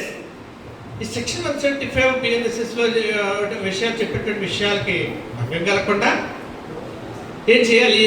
The office in charge of police station just what is incorporated in 175 the essence మన వరకు ఆ పార్ట్ వరకు చెప్తాను. Just after the completion of the section I will come to that aspect and it will later. అందులో ఏం చెప్పాడంటే ఈ 175 అందులో భంగం కలగకుండా if the cognizable offence is received by the officer in charge of police station, if the offences వాటి శిక్ష కనుక 3 years or more or less than 7 years, 3 years or more or less than 7 years కనుక ఉంటే the police officer in charge of police station may, not shall, it is usually as may, send it to the superior officer not below the rank of deputy superintendent of police considering the nature and the gravity of the offence చేసి ఆయనకి permission కోసం investigate చేస్తారని చెప్పి పెట్టవచ్చు. మే అన్నాడు కాబట్టి పెట్టవచ్చు. పెట్టిన తర్వాత it should not be 14 days మెచ్చుకుంటుంది అనమాట. అది దాన్ని చేయడానికి if there exist any commission of cognizable offence మరి you can send, you can withhold that offence అనమాట. నేను చెప్పినటువంటి ఈ పనిష్మెంట్స్ ఉన్నటువంటి ఎఫ్ఐఆర్ కనుక ఉంటే వాటికి తీసుకెళ్ళి ఆయన you can send to the superior officer for permission for to investigate అనమాట. ఆర్ మళ్ళీ కాజ్ ఇచ్చాడట if there exist any prima facie commission of a cognizable offence he can forthwith proceed for investigation అదనమాట. ఒకవేళ కనుక ఆయన feel అయితే కనుక he can forthwith proceed for investigation పెట్టుకోవచ్చు. ప్రైవేట్ ఫైల్స్ కేసు ఉందని భావిస్తే కనుక ఆయన ఇన్వెస్టిగేషన్ స్టార్ట్ చేసేయచ్చు అనమాట. అది ఇప్పుడు వచ్చినటువంటి మార్పు. అంటే ప్రిలిమినరీ ఎంక్వైరీ ఎందుకు పెట్టినంటే ఇటువంటి అంటే ఈ వర్క్ వాళ్ళకి వేరే ఉపయోగంగా పోలీస్ వారికి ఉపయోగపడచ్చు. ఎందుకంటే మనం ఇక్కడ ప్రాక్టికల్ వ్యూలో ఫ్యూచర్లో చూద్దాం వచ్చే సంవత్సరాల్లో. అలాగే ప్రిలిమినరీ ఎంక్వైరీ కాస్త కండక్ట్ చేయడం కోసం ఈ ఆర్థిక నేరాలు ఏమైనా ఉంటే అందుకని లలిత్ కుమారి అసోసియేట్ ఆఫ్ యూపీలో ఈ ప్రిలిమినరీ ఎంక్వైరీ కండక్ట్ చేయాలని చెప్పేసి అని సెంట్రల్ గవర్నమెంట్ నుంచి కమెంట్స్ ఆర్డర్స్ వచ్చాయన్నమాట. వచ్చిన తర్వాత జరిగినటువంటి విషయం ఇది చేర్చారనమాట. ఇప్పుడు మళ్ళీ మనం లాస్ట్ పార్ట్కి వద్దాం. లాస్ట్ పార్ట్కి వచ్చిన తర్వాత మళ్ళీ సేమ్గా if the incharge of police station refuse to receive the information, తీసుకోవడం కనుక రిఫ్యూజ్ చేస్తే as usual it can be send to the superintendent of police through post, register post through post పంపిన తర్వాత if the superintendent of police satisfaction that there is a commission of visible affairs, he can investigate himself or direct any police officer subordinate to him, and that police officer can investigate the case as if he is having in charge of that police station as far as that case is concerned. And చెప్పి చిన్న లాస్ట్లో చిన్న class పెట్టండి. మళ్ళీ failing which, ఎప్పుడు కూడా ఇతనికి ఇక్కడ న్యాయం జరగకపోతే నేను application to be forward to the magistrate అని చెప్పించాడు అనమాట. ఓన్లీ మ్యాజిస్ట్రేట్ అన్నాడు అంతే. అక్కడ లాస్ట్కి వచ్చేటప్పటికి ఇట్ ఫెయిలింగ్ విచ్, అప్పుడు కూడా ఆయనకి ఇలా ఇచ్చేటప్పుడు కూడా ఎవరు వెంకటేశ్వరరావు తెలుగుగా అదే పోలీస్ కంప్లైంట్ చేసేటప్పుడు ఇక్కడ చెప్పేవారు ఎస్పీ గారికి ఇచ్చినటువంటి అది ఏదన్నా కనుక ప్రైవేట్ కంప్లైంట్ చేస్తుంటే కనుక ఆయన ఇది అడిగేవారు, ఎండోర్స్మెంట్తో పాటు వేయండి అనేది తెలుగుగా ఆయన ఊహించారు అంటే ఇది. అందుకని ఆయన అప్లికేషన్ చెప్పి ఫార్వర్డెడ్ టు ది మ్యాజిస్ట్రేట్ అని చెప్పి లాస్ట్లో 173 లాస్ట్లో ఇచ్చాడు అనమాట. అది మనకి 173. ఇప్పుడు మనకి 175లో విషయం ఇందాక చెప్పాను, without prejudice to the ingredients mention the 175 BNSS. ఏమి ఇచ్చాడు అంటే బిఎన్ఎస్ఎస్లో వచ్చేటప్పటికి మామూలుగా సాధారణంగా మనం కొద్దిలో చూసాం ఏమని కొంచెం ఎస్ఎస్ అని చెప్తారు జిస్ట్ అంతా కూడా. సాధారణంగా డిప్యూటీ సూపరింటెండెంట్ ఆఫ్ పోలీసులు ఇన్వెస్టిగేట్ చేస్తుంటారు. అలాగే దాన్ని అఫీషియలీ చేశాడు ఆ సెక్షన్లో చేసి ఇంకొక ప్రొవిజన్ ఇచ్చాడు అనమాట. అందులో లాస్ట్లో ఏమంటాడంటే అలాగే లాస్ట్లోకి వచ్చేటప్పటికి ఈ విషయాన్ని చర్చ చేశాడు. ఏమని any magistrate having power under section 210 of BNSS, not CrPC, 210 of BNSS కింద పవర్ ఉన్నటువంటి మ్యాజిస్ట్రేట్కి మనకి వెనక్కి వెళ్ళి ఈ 173 బిఎన్ఎస్ఎస్లో చెప్పినటువంటి లాస్ట్ పాయింట్ చుట్టూ ఫార్వర్డ్ టు ది మ్యాజిస్ట్రేట్ అన్నాడు కదా, ఆ అప్లికేషన్ ఒక ఎఫిడవిట్ తోటి జోడించి ఇస్తే కనుక ఓకే ఇస్తే కనుక it can B after considering the submissions by the police officer. Police officer submissions విని ఆయన ఇన్వెస్టిగేట్ చేసి అప్పుడు ఈ కెన్ ఆర్డర్ ఫర్ ఇన్వెస్టిగేషన్. అదనమాట 175లో ఈ పార్ట్ గురించి ఇచ్చింది. అందుకని వితౌట్ దీనికి దానికి కాస్త ఇలా ఇంటర్లీటెడ్గా ఉండడం కొంచెం కష్టంగా ఉంది. దానివల్ల కాస్త తక్కువ ప్రిపేర్ అవ్వడం జరిగిందనమాట. అది మనకు వచ్చేటప్పటికి బిట్వీన్ మనకి ఇందులో వచ్చినటువంటి మళ్ళీ ఒక్కసారి మేజర్ చేంజెస్ చెప్తాను. In respect of the place where it is committed, first thing, it can be given in electronic communication. Second thing, and the last one is it can be the police officer in charge of police station for the offences mentioned in the BSA. ఈ కొత్త BSA ప్రకారం న్యాయ సంహితలో చెప్పినటువంటి ఏదైనా offences exceeding 3 years punishment prescribe చేసి or more or less than 7 years కనుక ఉంటే police officer in charge of police station may submit for permission to the higher officer not below the rank of the DSP considering the nature and gravity of the offence and it should be completed with 14 days. And అది చెప్పి it should be ఇది మనకి లాస్ట్లో it should B complete with 14 days అలా పెట్టి కూర్చుంటే కుదరదు అనమాట. పర్మిషన్ పంపించినట్టు వస్తుందని అంటే కుదరదు అనమాట. అది ఎగ్జిస్టెడ్ ప్రైవేట్ ఫేస్గా second forthwith proceed for investigation అనమాట. అలాగే ఇక్కడికి వచ్చేటప్పటికి లాస్ట్లో మనకి అంతా మామూలుగా వచ్చి లాస్ట్లో పోలీస్ రిపోర్ట్ ఇచ్చిన తర్వాత ఎస్పీ గారు కూడా పంపించిన తర్వాత ఈ ఫెయిలింగ్ ఆఫ్ ఫ్యూచర్ అంటే చిన్న లాస్ట్ క్లాజ్ కూడా చేర్చాడు. That is about cognitive offence information giving the comparative study about section 154 CRPC and 173 BNSS. Okay అండి. ఇప్పుడు మనం come to the section 175 BNSS. ఇది వితరగొట్టది ఇన్ఫర్మేషన్ గివెన్ ఉంటుంది. వితరగొట్టది నాన్ కాగ్నిటిబుల్ అఫెన్స్ తీవ్రత తక్కువ. వీటిని మామూలుగా అసలు తీసేవారే కాదు. మనకి అప్పుడు పూర్వం పోలీసు ఏంటది ప్రైవేట్ కంప్లైంట్లు వేసుకునేటప్పుడు I approach the police and forward the complaint and the police stated me that it is a non cognizable offence అని చెప్పారంటూ పంపేశారండి అని అంటూ మన సాధారణంగా ప్రైవేట్ కంప్లైంట్లో రాసుకునేవాళ్ళు. అప్పుడు మేజిస్ట్రేట్ గారు సాక్షులందరినీ విచారణ చేసి దాన్ని పోలీస్ కేసులాగే డీల్ చేసి మొత్తానికి సమయం పంపించేవారు. నవ్వు ఇప్పుడు పూర్వం అంటే అయ్యే కేసులు ప్లేట్ల పత్రట అయిపోయి పోలీస్ కంప్లైంట్లు గుట్ల కింద ప్రైవేట్ కంప్లైంట్లు ఉండి ఇప్పుడు ఆ ప్రైవేట్ కంప్లైంట్లు పెద్దగా చేయకుండా ఫార్వర్డ్ చేసేస్తున్నారు. ఇప్పుడు దీనికి ఏం చెప్పాడంటే ఇప్పుడు ఇన్ఫర్మేషన్ రిగార్డుది నాకు అఫెన్స్లో వస్తుంటే దీన్ని కొంచెం తీసుకుని కాస్త పట్టించుకున్నాను. నేను అదే అనుకున్నాడు. మనకి ల్యాబ్ అంటే కాస్త మామూలుగా కాస్త లేబర్ కొంచెం లో క్లాస్ పీపుల్ ఉన్నారంటే గట్టి కొట్టుకుంటారు. అదే మరి కాస్త మర్యాద చురికి భంగం జరిగితే ఎక్కడన్నా వేరే చోట ఏదన్నా వెళ్తున్న కారు దిగాడు ఏదో చెప్పులించి కొట్టేసుకుంటూ ఉంటారు. మనం ఇప్పుడు మామూలు కామన్ అయిపోయింది అనుకోండి పొలిటీషియన్స్ ఇటువంటి మన అంటే అన్నీ కూడా నాన్ కాగ్నిజబుల్ అఫెన్సులు కదా అంటే అనేసి ఇన్వెస్టిగేషన్ చేయమంటే ఎలా కుదురుతారు. For those persons which have dignity ever society అటువంటి చిన్న చిన్న విషయాన్ని కూడా ఏదో మందలిచ్చిందని టీచర్ కొట్టాడని ఇది కూడా మనం సూసైడ్ చేసుకోవడం చూసాం. అది to my opinion non cognizable offence తీసిపడడం లేదు. అందుకని ఏం చేశారంటే అందులో 175 BNSSలో it should be refer to the magistrate వచ్చి రాగానే అండ్ డైలీ రిపోర్ట్ ఫర్ ఫోర్ట్నైట్లీ 2 వీక్స్కి ఒకసారి ఇలాగా ఈ ఏవైతే నాన్ కాగ్నిజబుల్ అఫెన్సెస్ వచ్చినాయో ఈ నాన్ కాగ్నిజబుల్ అఫెన్సెస్ అన్ని కూడా 14 డేస్కి ఒకసారి ఒక లిస్ట్ని మ్యాజిస్ట్రేట్ గారికి పంపించారనమాట. ఇప్పుడు వచ్చినటువంటి అమెండ్మెంట్ ఇది ఈ BNSSలోకి వచ్చినప్పటికీ.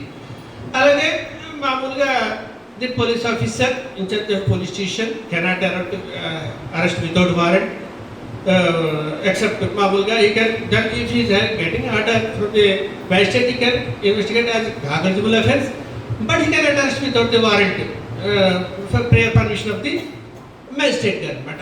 అయిన తర్వాత మామూలుగా జరగని పాతగానే ఉంది అక్కడికి వచ్చినప్పటికి if the offences related to 2 or more offences one of which it's a cognizable offence it can be entire offences the set of offences should be treated as a cognizable offence అని చెప్పని 175 చెప్పడం జరిగిందనమాట. అది that is about section 175. ఇక వచ్చేటప్పటికి మనకి ఇక మిగిలింది ఇంకా మిగతా అన్నీ కూడా ఈ ఇప్పుడు బాగా ఇంపార్టెంట్ అయినటువంటి విషయం ఏంటంటే మనకి BNSS అప్లికేషన్ కోసం కొంచెం ఒకసారి ఎలాగ అప్లై అవుతుంది అనేటువంటి మనం కోర్టు తాలూకు పవర్ చూసాం, అలాగే FIR రిజిస్ట్రేషన్ చూసాం, అలాగే నాన్ కాగ్నిజబుల్ అఫెన్సెస్ తేడా చూసాం. ఇప్పుడు ఒక్కసారి BSc న్యాయ సంహితకి వెళ్ళేటప్పటికి అందులో ఎలా ఉన్నాయి ఎవరెవరికి అప్లికబిలిటీ వాటిని ఒకసారి గతంలో చెప్పుకున్నాను నేను దాన్ని ఒకసారి రిపీట్ చేయాలి. BNSలో ఈ BNSలో ఏం చెప్పారు సెక్షన్ 1లో వచ్చేటప్పటికి ఇట్ ఈస్ భారతీయ న్యాయ సంహిత అంటాడు. అలాగే ఆయన 1/7/2024 నుంచి ఫోర్స్లోకి వచ్చింది యాజ్ పర్ ద నోటిఫికేషన్. ఆ 3 వచ్చేటప్పటికి ఎవర్ పర్సన్ అంటాడు అనమాట. Ever person who commits for the offences stated in the mentioned in the BNS ఈ న్యాయ సంహితలో చెప్పినటువంటి ఏ అఫెన్సెస్ చేసినా కానీ ఎవర్ పర్సన్ ఇక్కడ మనం గుర్తుపెట్టుకోవాల్సి ఏంటంటే ever person commits with in the limits of India whether he may be foreigner or an Indian this BNS is applicable to that person if he commits any offense. అదనమాట any person ఎవరికైనా కానీ వచ్చేటప్పటికి ఇది apply అవుతుంది ఎవరి person ఇక్కడికి వచ్చేటప్పటికి. అంటే 4th వన్ వచ్చేటప్పటికి అందులో క్లాజు అది దానికి అసలు యాంబిగ్యూటీగా ఉంది. If any person who beyond India అక్కడికి వచ్చేటప్పటికి బియాండ్ ఇండియాలో for the law any timing in force if India law is applicable to that person even though he committed offense beyond India it should be treated as he committed that offense in India and this act is applicable అంటే కాస్త investigation ఇవ్వలేదు. కానీ ఇంకా డెప్త్గా వెళ్తే ఏంటంటే నేను చూసింది ఏంటంటే ఎక్స్టెన్షన్ ఆఫ్ లాస్ అని ఉంటుంది. ఒక దేశానికి ఇలాగ మొత్తం ఇస్తే అప్పగింతలో ఈ అఫెన్సెస్ కూడా అందులో వస్తాయట. అది వచ్చేటప్పటికి 4 అనమాట. ఇంకా 5 మొత్తం 5లో 3 ఇచ్చాడు అనమాట. BNS 5 సెక్షన్ అందులో 1లో సెక్షన్ 5లో 3 ఇచ్చాడు. ఎనీ పర్సన్ ఇక్కడ ఎనీ పర్సన్ వచ్చేటప్పటికి it is citizen of India. A citizen of India ఎక్కడ వేరే కమిట్ బియాండ్ వితౌట్ ఇండియా ఎక్కడైనా కనుక అఫెన్స్ చేస్తే కనుక if any citizen of India ఇక్కడ బియాండ్ వితౌట్ ఇండియా వేరే చోట అబ్రాడ్లో కనుక అఫెన్స్ చేసి ఇండియా వస్తే కనుక he can be tried as per the BNSS. అందులో మనకి ఇచ్చినట్టు మీరు చూస్తారు ఉగాండాలో ఎవరో మర్డర్ చేసి వచ్చి ఇక్కడ he can be tried in India as per this act. Old యాక్ట్లో కూడా ఇదే ఉంది ఇందులో వచ్చేటప్పటికి. అలాగే ఇంకొకటి అంటే సబ్జెక్టుది ఇంకా కొన్ని ఫార్మాలిటీస్ ఉండొచ్చు. ఒకవేళ అక్కడ వచ్చారు కాబట్టి సెంట్రల్ గవర్నమెంట్ పర్మిషన్ ఇవ్వాలి, దట్ షుడ్ బి ఫాలోడ్.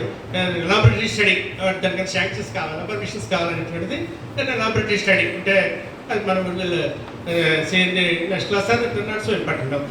అది కూడా వచ్చినప్పటికి మళ్ళీ any person commits an offense on ship or aircraft registered in India. అది ఇక్కడ ఉన్నటువంటి any person on aircraft on ship registered in India, ఇండియాలో కనుక రిజిస్టర్ అయ్యి ఉంటే this act is applicable wear ever it is. మళ్ళీ అదే కాస్త ఇప్పుడు అక్కడ వచ్చినప్పటికి మనం ఏంటంటే ఇంట్లో రిజిస్టర్ అయినటువంటి ఎయిర్క్రాఫ్ట్ వచ్చేటప్పటికి మనకి ఇండియా గగనతలం దాటేసింది. అప్పుడు అక్కడ ఎవరు మన అందులో ఎయిర్ హోస్ట్ మీద దాడి చేసాడు జపాన్ ఎవడొకడు. ఇంత technician also this act is applicable that person అని చెప్తాడు అనమాట. Any person who commits an offense on a ship or aircraft అని చెప్పేటువంటి సెక్షన్ ఇది వేరెవర్ ఇట్ ఈస్. గగనతలం దాటేసినా కూడా ఇది అప్లికబుల్ అవుతుంది. అలాగే మన సీ కోస్ట్ మనకి ఇంతవరకు పరిధిలో ఉంటుంది, అది దాటిన తర్వాత ఈ బిఎస్సి అప్లికబిలిటీ ఉంటుంది అనమాట. అలాగే అందులోకి వచ్చేటికి లాస్ట్ క్లాస్ ఏంటంటే any person who is targeting the computer sources located in India, ఏదైనా కనుక అఫెన్స్ ఏదైనా కనుక విదేశాల్లో ఉండి కనుక చేస్తే ఈ అప్లికబిలిటీ ఉంటుందని చెప్పేసి ఈ బిఎన్ఎస్ఏ గురించి పిఎస్ఏ గురించి మనంతగా ఇండియన్ బిల్ కోడ్ అనుకుంటాం, కాస్త మనకి అలవాటు దీనికి అప్లికబిలిటీ ఉందని చెప్తాడు అనమాట. నెక్స్ట్ మనం ఇంపార్టెంట్ ఆస్పెక్ట్ ఏంటంటే అస్తమానం మనకి వచ్చేది మన ఈ మధ్య అరెస్టులు జరుగుతున్నాయి కాబట్టి ఇది ముఖ్యంగా తెలుసుకున్నటువంటి విషయం ఏంటంటే జస్ట్ మీ కంపెనీ 41A నోటీస్. అలాగే ఇప్పుడు 35గా మారింది అనమాట. ఇందులోకి వచ్చేటప్పటికి 35గా మారింది. ఇక్కడ బిఎన్ఎస్ఎస్లోకి వచ్చేటప్పటికి 35గా మారింది. ఈ 35గా మారేటప్పటికి ఇందులో చాలా మార్పు వచ్చిందనమాట. అడ్వకేట్స్ అందరికీ కూడా పెద్ద పెట్టిన దెబ్బ తగిలింది. అలాగా ఎనీ అఫెన్స్, ఇప్పుడు ఎనీ అఫెన్స్ వచ్చి for that punishment is below 7 years and extended up to 7 years కనుకుంటే అరెస్ట్ చేయకూడదు. ఇప్పుడు 35 నోటీస్ ఇవ్వడానికి అని చెప్పారు. అనడంతో పోలీసు వారికి పడ్డాయింది, మనకి కాస్త కడుపుమంటాయింది. ఎందుకంటే మొత్తం పూర్వం మేము 304 years కూడా బెయిల్ పెట్టిన రోజులు ఉన్నాయి. ఇప్పుడు అక్కడ అంతా అక్కడ అయిపోతే కలెక్షన్ అంతా కూడా ఇక్కడ అయిపోతే ఇక్కడికి వచ్చేటికి మనకి ఫీజు కూడా ఇవ్వడదండి. మామూలుగా అరెస్ట్ తీసుకుని వారించుకోవడం అనమాట. అందుకని ఏం చేసిందంటే వీటికి అరెస్ట్ లేదు చెప్తాను మేడం. కంపెనీ క్లారిఫికేషన్ కూడా వస్తారు. విత్ 7 years ఇది ఒక్క పాత తీసుకున్నట్టు with punishment prescribe punishment is below 7 years and extended up to 7 years. వీటిని అరెస్ట్ చేయకుండా అయినా 35 నోటీస్ ఇవ్వండి అని చెప్తాడు. ఇప్పుడు కూడా 41 years ఇచ్చినప్పుడు 35 నోటీస్ ఇచ్చాడు అనమాట. ఇస్తూ మరి వీటికి ఇంకా మార్గం లేదా, వీళ్ళకి అరెస్ట్ లేదా, మార్గం లేదా అని చెప్పేసి చెప్తున్నాడు. ఉంది ఏమని కొన్ని 5 కండిషన్స్ ఇచ్చాడనమాట.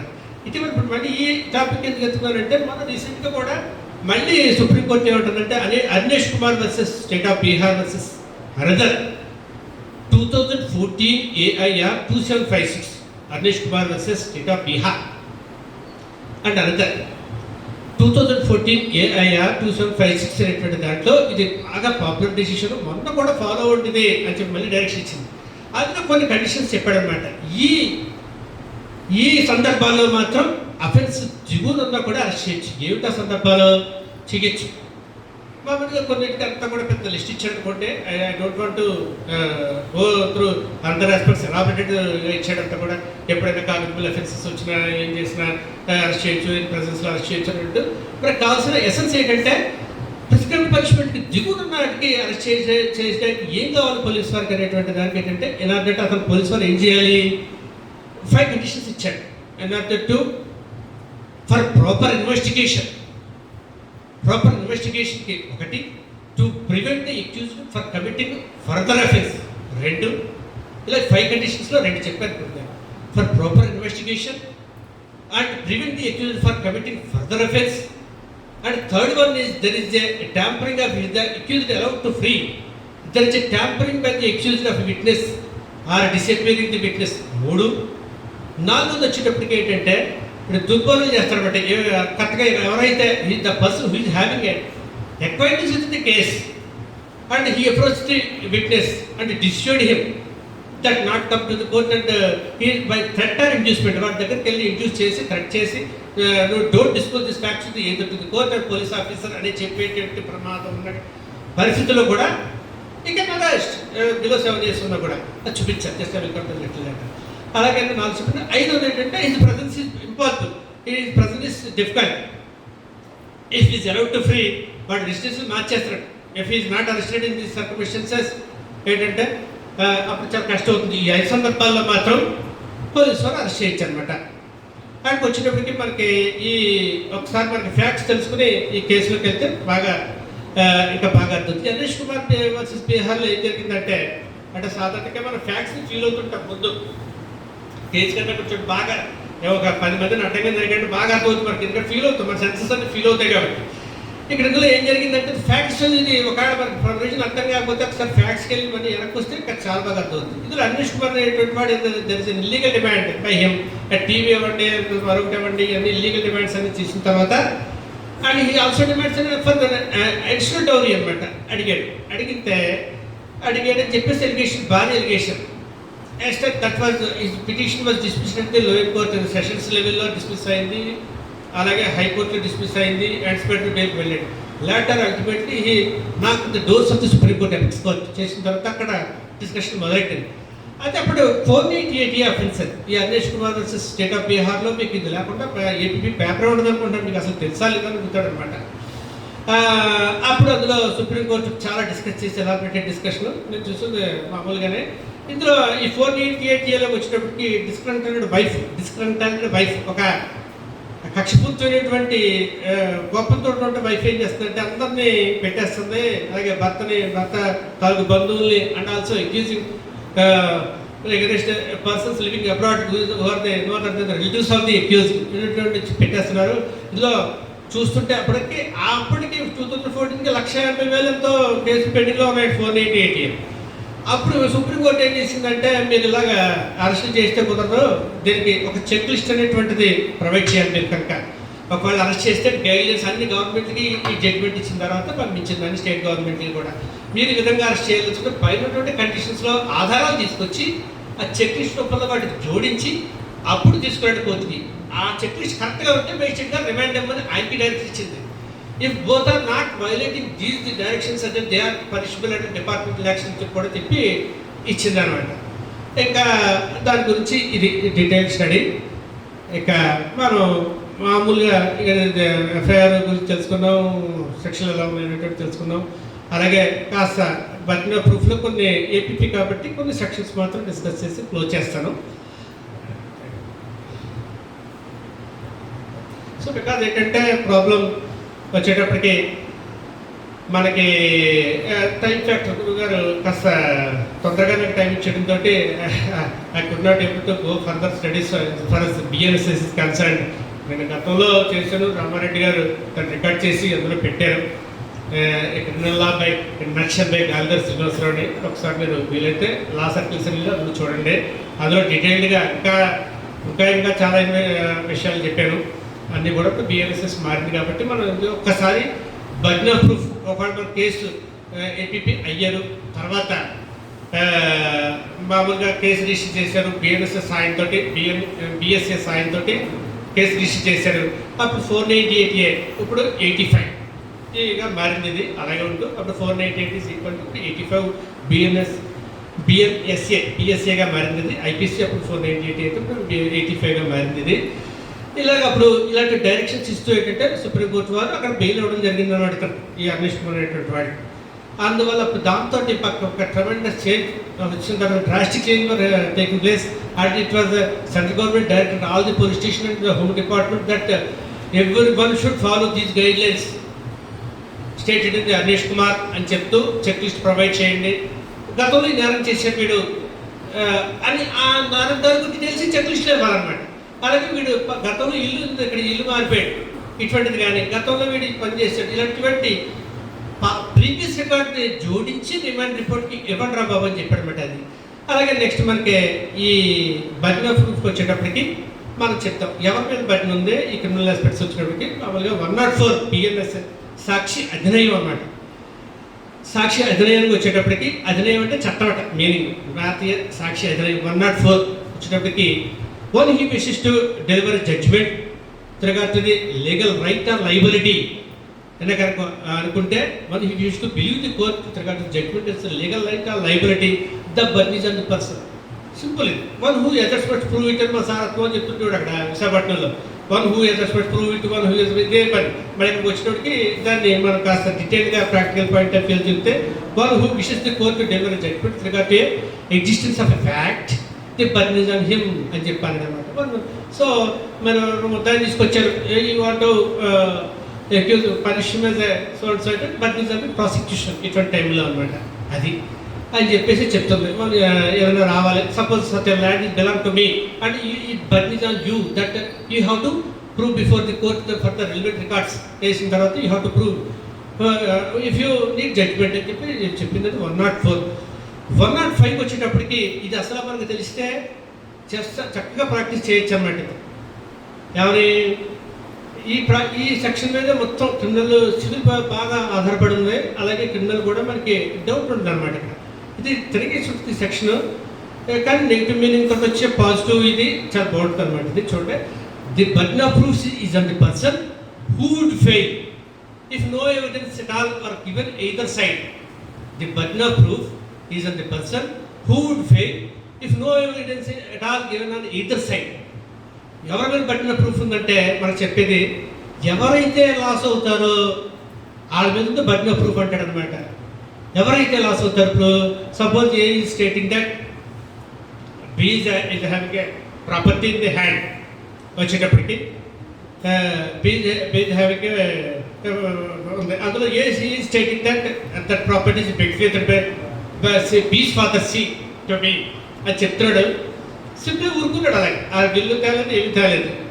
అప్పుడు వచ్చి ఏమైంది, who would fail, A will fail, ఎందుకంటే బి తాలూకు తండ్రి సి బిల్లు రాసేటట్టాడు కానీ ఏమి తేలకపోయాడు కాబట్టి ఎవరు ఫెయిల్ అవుతున్నారు ఇక్కడ, A loses the case. So the burden is on the A, who would fail if no evidence at all given on either side అన్నాడు కదా, ఏ ఫెయిల్స్ కాబట్టి బర్న్ ఈజ్ ఆన్ ఏ అన్నమాట. అది అప్పుడు then B can return his position, ఉంచుకోవచ్చు, ఆ ప్రాపర్టీని ఉంచుకోవచ్చు అనమాట. అందుకని బర్న్ ఆఫ్ ప్రూఫ్ వచ్చేటప్పటికి ఏ దగ్గర ఉంటుంది అనమాట. అది మనకి ఆ రకంగానూ మీకు ఇచ్చినటువంటి దాంట్లో ఎగ్జాంపుల్ ఏంటంటే, సపోజ్ బాండ్ అన్నాడు ప్రొఫెసర్ అనుకోవచ్చు, ప్రొఫెసర్ బాండ్ అని చెప్తే వాళ్ళు ఇచ్చిన ఎగ్జాంపుల్ ఇచ్చినప్పటికి సంబడి మనకు మనీ ఇవ్వాలి బాండ్ మీద అని చెప్పాను. Bond is admitted but it is obtained by fraud అన్నాడు అవుతాడు. బాండ్ అడ్మిట్ చేస్తాడు కానీ అబ్టైన్డ్ బై ఫ్రాడ్ అన్నాడు, కానీ ఫ్రాడ్ ప్రూవ్ చేయలేకపోయాడు అక్కడికి వచ్చేటప్పటికి. సో వుడ్ ఫెయిల్, బాండ్ని అడ్మిట్ చేసేసాడు కాబట్టి ఎవరు ఫెయిల్ అవుతున్నారు, అది ఫ్రాడ్ లేదు అని చెప్పేసి చెప్పడం వల్ల, ఫ్రాడ్ ప్రూవ్ చేయలేకపోవడం వల్ల వీళ్ళు లాస్ అవుతాడు, అవుతాడు లాస్ అవుతాడు, ఆ కండిషన్ పెట్టినటువంటి వ్యక్తి లాస్ అవుతున్నాడు. కాబట్టి burden is on the him అనమాట. అది 105 వచ్చేటప్పటికి వుడ్ ఫెయిల్. 106 వచ్చేటప్పటికి ఇక్కడ మనకి the burden of proof with regard to A particular fact, ఒక పర్టికులర్ ఫ్యాక్ట్ ప్రూవ్ చేద్దాం అంటున్నారు. అప్పుడు ఆ బర్న్ మన మీద ఉంటుంది అనమాట. అంటే దాని కొనసాగింపు section unless it is provided by the statute with regard to that particular fact. వేరే లా ఏమైనా చెప్పకుండా ఉంటే ఆ కండిషన్లో మాత్రం వస్తున్నది ఈ burden of proof with regard to particular fact. So మనం A is stating that prosecution stating that B's committed an offence and he admitted that offence, ఇలా నేరం చేసిన సీ దగ్గర అడ్మిట్ అయ్యాడని చెప్తున్నాడు. So the burden of proving ఆ C దగ్గర admit అయినటువంటి విషయాన్ని ప్రూవ్ చేయగలగాలి. ఆ పర్టికులర్ ఫ్యాక్ట్ని ప్రూవ్ చేయలేకపోతే పోయినట్టు అనమాట. అది అలాగే B says then I'm somewhere else అని అంటున్నాడు ఆ టైంలో. అప్పుడు బీ మీద ఆ పర్టికులర్ ఎక్కడ ఉన్నాడో వాడే ప్రూవ్ చేసుకోవాలి. అది కాబట్టి పర్టికులర్ ఫ్యాక్ట్ ఇక్కడికి వచ్చినప్పటికి నెక్స్ట్ సెక్షన్ వచ్చినకి నాకు చెప్పిన తర్వాత నెంబర్స్ మీరు వేసుకోండి. Burn of proof fact to be proved to make evidence admissible అంటే చెప్తున్నారు సెక్షన్, చక్కటి section. Burn of a fact to be prove to make evidence admissible. నువ్వు ఒక ఫ్యాక్ట్ ప్రూవ్ చేయాలనుకుంటే ఇంకొక ఫ్యాక్ట్ ప్రూవ్ చేయాలన్నమాట. అది one fact is to be, దానికి ఎసెన్స్ అని చెప్తున్నాను, దాని డెఫినేషన్ మనం మీరు అర్థం చేసుకోవచ్చు. One fact is to be proved, it is connected with an other fact. Suppose A wants to believe that a dying declaration. Before that, he has to prove A's death. Time declaration prove చేయాలంటే ముందు ఏ prove చేయాలి. అలాగే ఇప్పుడు మనకి SC ST కేసుల్లో కూడా ఇది కరెక్ట్గా అప్లై అవుతుంది అనమాట. ఎస్సీ ఎస్టీ కేసుల్లో కనుక పెడితే ఇప్పుడు పూర్వం ఉండేది కాదు, ఖచ్చితంగా ఎంఆర్ఓ గారు క్యాస్ట్ సర్టిఫికేట్ ఎస్సీ ఎస్టీ కేసుల్లో ఇచ్చి ఉండాలి, లేకపోతే పనిచేయదు అదనమాట. అది ముందు ప్రూవ్ చేస్తే తర్వాత ప్రూవ్ అవుతుంది. అలాగే మనకి యాక్సిడెంట్ కేసుల్లో కూడా కొన్ని విన్నాడు కూడా జరిగింది. అటువంటి అంతా చెప్తాడు మొత్తం, చెప్పిన తర్వాత లాస్ట్కి వచ్చినప్పటికీ మొత్తం ఇడా కాదంటే నాకు లేదండి పోయింది అంటే ఈజ్ డ్రైవింగ్ దాన్ని మనకి యాక్సిడెంట్ అని ఉంటుంది అక్కడ. Is death by rash negligent act అని అంటే ఇప్పుడు ఆ ప్రొవిజన్ కూడా చాలా ఎలాబరేటెడ్గా ఇచ్చాడు బిఎస్ఏలో. ఇంకా ప్రాక్టికల్ వీలు మనం కంగారు పడక్కర్లేదు. ఇందులో మనకి యాక్సిడెంట్ కేసులో అంతా చెప్పిన తర్వాత ఏంటంటే రేషన్ నెగ్లిజెంట్గా వెళ్ళి ఒక మనిషి చావుకు కారణం ఏంటంటాడు. బట్ బిఫోర్ దట్ మనకి ఏంటంటే ఆ రేషన్ నెగ్లిజెంట్ యాక్ట్ ప్రూవ్ చేయడంతో పాటు మనకు ముందు వీడు మొత్తం అయినటువంటి విషయాన్ని కూడా ప్రూవ్ చేయగలగాలి, లేకపోతే అంతా వేస్ట్. అలాగే the burden of proof to prove to be fact మనకి ఇందాక చెప్పిన విధంగా వన్ ఫ్యాక్ట్ కనుక ప్రూవ్ చేయాలంటే అందర్ ఫ్యాక్ట్ చెప్పాల్సి ఉంటుంది అని చెప్పేటువంటి section. To be prove to make evidence admissible అని చెప్పేటువంటి సెక్షన్ అది. నెక్స్ట్ సెక్షన్ వచ్చేటప్పటికి ఏమైనా ఎక్సెప్షన్స్ కోరేడు అనుకోండి, మనకి 107 వస్తుందా 8 వస్తుంది చూడండి. వచ్చేటప్పటికి ఒక ఎక్సెప్షన్స్ కోరేడు. ఈ ఎక్సెప్షన్స్ అన్నీ కూడా పూర్వం 100లో ఉండి గ్రేవెన్స్ సడన్ ప్రొవకేషన్ కానీ, రైట్ ఆఫ్ ప్రైవేట్ డిఫెన్స్ కానీ, లేదా ఈజ్ మెంటల్లీ రిటైర్డ్, ఏదో పిచ్చోడు వచ్చి ఏదో కార్నెట్ స్కిజోఫ్రెనియానో డిసీజ్ ఉండేది అటువంటి డిసీజ్, ఇటువంటి ఎక్సెప్షన్స్ ఏమన్నా కోరితే కనుక ఆ బటన్ అంతా కూడా ఆ ముద్దాయి మీద ఉంది. Unless it is proved there is the presumption that he committed that offence.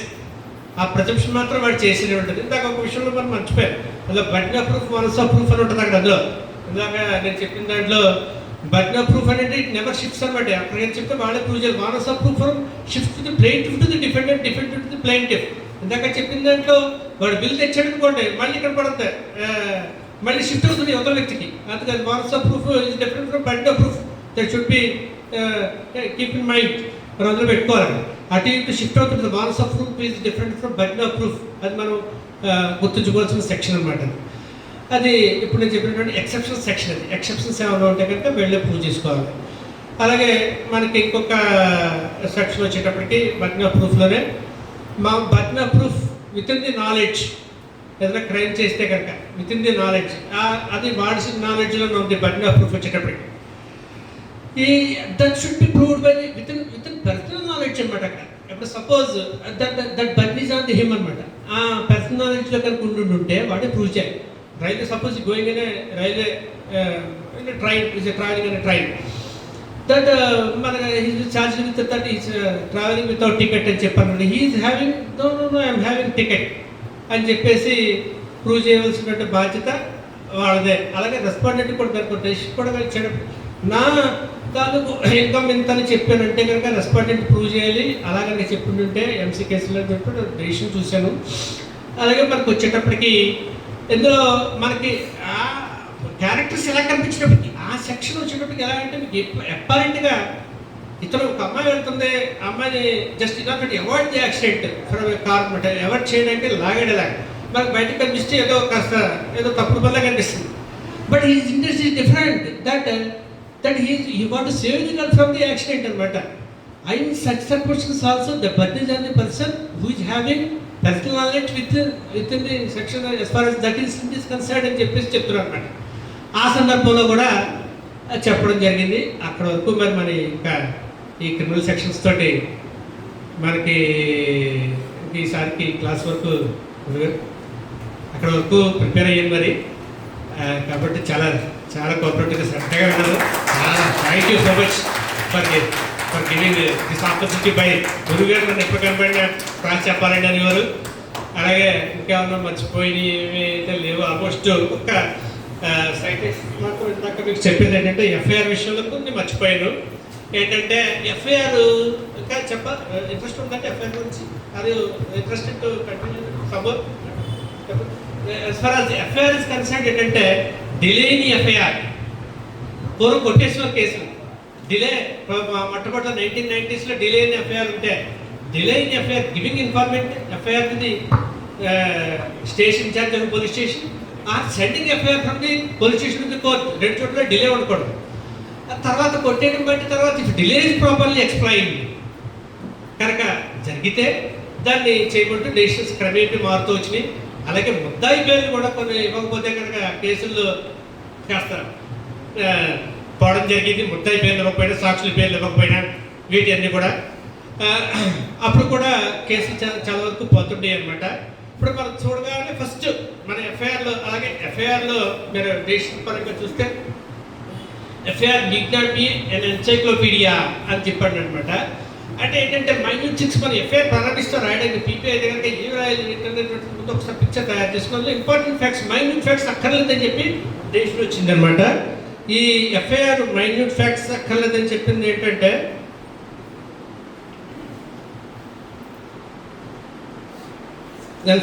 ఏదో Buddh Singh versus state of MP 2008 1 SCC 64 criminal 64 reference కోసం చెప్తున్నాడు. ఓకే, చెప్పిన దానికి బేస్ ఉండాలని రాసుకొచ్చింది నాకు ఇండియాలో. FIR not an encyclopaedia. ఇప్పుడు ప్రాసిక్యూటర్గా వాదించవచ్చు, పలానా విషయం చెప్పలేదండి, పలానా విషయం చెప్పలేదండి, పలానా విషయం చెప్పలేదండి అని అంటూ మనం చాదస్యంగా ఎఫ్ఐఆర్ రాయాల్సిన పని లేదు. మనం డేట్, టైం, ప్లేస్ ఇవి అలా మోటివ్ ఆఫ్ ది అక్యూజ్, అది ఎవరు చూసారో వాళ్ళు ఇవన్నీ కూడా రాస్తే సరిపోదు తప్ప minute things need not be mention the FIR అని చెప్పాడు. అలాగే ఎఫ్ఐఆర్ కూడా మనకి డీలేకి proper explanation. Suppose an offence against woman is committed on 376 IPC అనుకోండి. Suppose there is a relatives కుల పెద్దల మధ్యలో పంచాయతీ పెట్టుకున్నారు, తేలుతుందేమో చూశారు 2 days తర్వాత. It was properly explained by the victim to the court for the delay of giving FIR. ఎప్పుడైతే FIR తీవ్రత ఆగిందో మనకు ఆఫ్టర్ థాట్ వస్తుందని ప్రిజంప్షన్ మాట కోర్టు వారు. ఇట్ ఈస్ ప్రాపర్లీ ఎక్స్ప్లెయిన్ ఏంటంటే మనకు ఒక చిన్న డిలే అర్థమైంది. డిలే అంటే కాలం ఉంటుంది, ఆ కాలంలో మనం చూస్తే డిలే ఏమైనా ఉంటే మనకు తెలిసిపోతుంది. డిలే మీద మనం స్టార్ట్ చేసుకుంటే రాసిచ్చే విషయం అప్పుడు మనకి ఆ డిలే కనుక ప్రాపర్లీ ఎక్స్ప్లెయిన్ అయితే కనుక పర్వాలేదని చెప్పేసి కోర్టు తర్వాత భావిస్తూ చాలా వరకు మారి. అలాగే మనకి ఇంకోటి వచ్చేటప్పటికి నేమ్స్ ఆఫ్ ది అక్యూజ్, కొంతమంది పేర్లు చెప్తాడు, కొంతమంది పేర్లు చెప్పడం, అది కూడా వాటికి కూడా సైటేషన్ పాతే అలాగా మనకి మనసులో వచ్చుకుంటే కాస్త ఎప్పుడన్నా అవసరమైనప్పుడు లేటెస్ట్ రిజిస్ట్రేషన్ ఇవ్వమంటారు సాధారణంగా మేజిస్ట్రేట్స్. దొరకలేదప్పుడు ఏం చెప్తాం, పాత ఏదో ఒక డిఫెన్స్, ఏదో ఒక వాదన పెట్టుకోవస్తే తప్పదు. అప్పుడు ఏమన్నారు, non mention names of accused all the accused in FIR render not with the FIR అని చెప్పేసి చెప్పాడు. అలా ముద్దాల పేర్లు అందరూ ఇవ్వలేదు, అందులో కొన్ని పేర్లు ఇచ్చాడు. అంటే దాన్ని ఏమి అంత వీక్ అయిపోతే ఎఫ్ఐఆర్ అని చెప్తూ P Venkateswarlu versus AP 2003 supreme SCC criminal 1414లో చెప్పాడు అనమాట. అలాగే సాక్షుల పేర్లు కూడా చెప్పకపోతే కనుక కాస్త వీక్ అయ్యి ఎఫ్ఐఆర్లు ఇబ్బంది పడుతున్నాయి. అప్పుడు అటువంటి సందర్భాల్లో కూడా దాన్ని కూడా కన్సిడర్ చేస్తూ చాలా మార్పు వచ్చి ఎఫ్ఐఆర్ని పిల్లర్ కాబట్టి దాన్ని నిలబెట్టడం జరిగింది. అలాగే ఎఫ్ఐఆర్లో అలాగే 161 స్టేట్మెంట్స్ గురించి కూడా మనం ఇంకా సరిగ్గా ప్రిపేర్ అవ్వలేదు కాబట్టి మామూలుగా 161 స్టేట్మెంట్స్ ఏంటి, రికార్డెడ్ బై పోలీస్ మనకి ఇప్పుడు 179, 180, 181లో ఇందులోకి వచ్చినాయి. ఈ 161 స్టేట్మెంట్స్ వచ్చేటప్పటికి ఏంటంటే ఇది వేరు అది వేరు. మామూలుగా అక్కడ కమిషనర్ సాక్షులందరూ విచారించేది 161 స్టేట్మెంట్స్ అనమాట. అవి వాటికి కూడా కొన్ని నిబంధనలు ఇచ్చాడు. ఈ 160 ముందు ఉద్యోగం రమ్మని చెప్పి సాక్షులకు కూడా సమన్ పంపచ్చు. సాధారణంగా ఎక్స్పెన్సెస్ పోలీస్ వారికి భరించాలి. ఈ 161 స్టేట్మెంట్స్ వచ్చేటప్పటికి సాక్షులు విచారించే స్టేట్మెంట్స్ సాధారణంగా పోలీసు వాళ్ళు మనం పూర్వం చూసేటప్పటికి ఈ ఎఫ్ఐఆర్ ఎలా ఉందో ఈ తీసుకొచ్చి మళ్ళీ 161 కింద ఎగ్జామిన్ చేసి అదే ప్రింట్అవుట్ తీసేస్తుంటారండి. అలాగే ఇప్పుడు కాస్త మార్చారనుకోండి ఎలా తీసేస్తారని చెప్పని. అలాగే 161 స్టేట్మెంట్స్లో మనకి వస్తాయి. అప్పుడు కాంట్రడిక్షన్ ఒమిషన్ కూడా చెప్పి మనకి ముగిస్తాను. ఈ కాంట్రడిక్షన్ ఒమిషన్ గురించి ఏంటంటే మనకి ఎక్కడ చెప్పడు, ఎఫ్ఐఆర్లో చెప్పిన విషయాన్ని కాంట్రడిక్ట్ చేస్తాడు అనమాట. వచ్చేటప్పటికి ఇలా చెప్పేవా బాబు నువ్వు కరెక్ట్గా కొట్టింది చెప్పేవాడు ఎఫ్ఐఆర్లో ఉంటుంది, కానీ ఇట్ ఈస్ నాట్ జరిగింది ఎఫ్ఐఆర్, అందులో డినై చేస్తాడు వాడు. అంటే ఇట్స్ కాంట్రడిక్షన్. దాన్ని మార్క్ చేయించి నేను ఇలా చెప్పలేదు కానీ మార్క్ అవుతుంది. ఇలా ఎన్ని కాంట్రడిక్షన్స్ వస్తే అన్ని కాంట్రడిక్షన్స్ తోటి ఎఫ్ఐఆర్ అంతా వీక్ అయిపోతుంది అనమాట. అలాగే ఒమిషన్ వచ్చేటప్పటికి మనకి ఇందులో 161 స్టేట్మెంట్స్లో కనపడతాయి. పోలీస్ వారి దగ్గర చెప్పేవా సాధారణంగా ఇది సైన్ తీసుకోరు కానీ ఒక పెద్ద తలపోటే. ఫస్ట్లో వేడిగా నేను వస్తానంటే సాక్షి వస్తాడు, దానికి 161 స్టేట్మెంట్స్ రికార్డ్ చేసేటప్పటికి కోర్టు కూర్చుంటే హాస్టల్ అయిపోతుంటారు. దీని గురించి కూడా చాలా ప్రొవిజన్స్ ఇచ్చే ఉంటారు. 161 స్టేట్మెంట్స్కి వచ్చేటప్పటికి మన పోలీస్ వారి దగ్గర అక్కడ చెప్పడం, ఇక్కడ కొత్తగా చెప్తాడు. అలాగే ఒమిషన్స్ ఏంటంటే 162లో వచ్చి సిఆర్పిసి గురించి పాడుతున్నారు. Material omission amounts of contradiction మొత్తం లేదు ఏదైనా కనుక చెప్తే కనుక అది అమౌంట్స్ ఆఫ్ కాంట్రడిక్షన్గా కన్సిడర్ చేయమన్నాడు.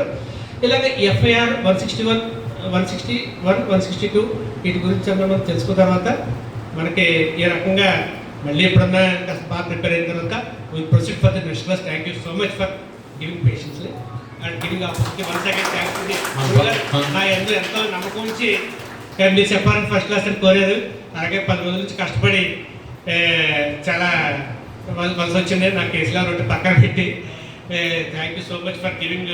రామారెడ్డి గారు, చెట్టి గారు మన నుంచి ఇంత నాకు ఎంతో ప్రెజర్, అసలు వాట్సాప్ చూడటం వేసింది ఏంటి ఇంత పబ్లిసిటీ అండి. నాకు just ordinary man, not leading practitioner. And Ramareddy garu also previous recorded by video and it was uploaded in the legal circles channel, అందులో అప్లోడ్ చేశారు. Ramareddy garu also giving cooperation, Chetty గారు ఆల్సో గివింగ్ డైలీగా ఇచ్చారు. Thanks all one and all for giving this opportunity. Thank you Srinivas garu, ఈయన చాలా బాగా చెప్పారు. Bar association తరఫున మీకు very very thanks. 2 years back 2023లో కూడా మంచి కరోనా టైంలో శ్రీనివాస్ గారు క్రిమినల్ ప్రాక్టీస్ మీద క్లాస్ ఇచ్చారు. అది కూడా చెప్పారు, యూట్యూబ్లో అప్లోడ్ అయింది. Thank you sir. ప్రతి శుక్రవారం పెడుతున్నాం. నెక్స్ట్ ఫ్రైడే ఏదైందంటే పండగ మన వెకేషన్లోకి వచ్చింది 3వ తారీఖు. అంచేత 3వ తారీఖు వెకేషన్గా క్లాసులు లేవు. నెక్స్ట్ అంటే 10వ తారీఖు అక్టోబర్ 10న ఉంది క్లాసు. ఎవరైనా సరే సీనియర్లే కాదు జూనియర్లు ఏదైనా సబ్జెక్ట్ చెప్తామంటే వాళ్ళ పేర్లు మన బార్ అసోసియేషన్ మేనేజర్ సత్యనారాయణకి ఇవ్వాల్సిందిగా మీ అందరినీ కోరుతున్నాను. సబ్జెక్ట్ ఏ సబ్జెక్ట్ అని ఇక్కడ అంటే పీపీలు ఎగ్జామ్స్ అయిపోతుంది కాబట్టి 10వ తారీఖు నుంచి సివిల్, క్రిమినల్, ఇంకా ల్యాండ్స్ ఏదైనా సరే మన లా సబ్జెక్ట్ మీరు చెప్తామంటే జూనియర్లు కూడా మీరు సీనియర్లే పిలుస్తున్నారని మీరు ఏం భావించొద్దు. సబ్జెక్ట్ చెప్పగలగాలి, సబ్జెక్ట్ పర్ఫెక్ట్గా చెప్పగలిగే జూనియర్లు అయినా సరే జూనియర్లు అయినా సరే వాళ్ళ పేర్లు మన మేనేజర్కి ఇస్తే వరుసగా ఎవ్రీ ఫ్రైడే కంటిన్యూ క్లాస్లో చెప్పాను కదా. 2023లో ఇప్పుడు అడ్మిషన్గా ఉండగా 1 year కంటిన్యూ చేశాను. శ్రీనివాస్ గారు ఇలా కోఆపరేట్ చేశారు. అందరికీ ధన్యవాదాలు. Thank you. నెక్స్ట్ 10వ తారీఖు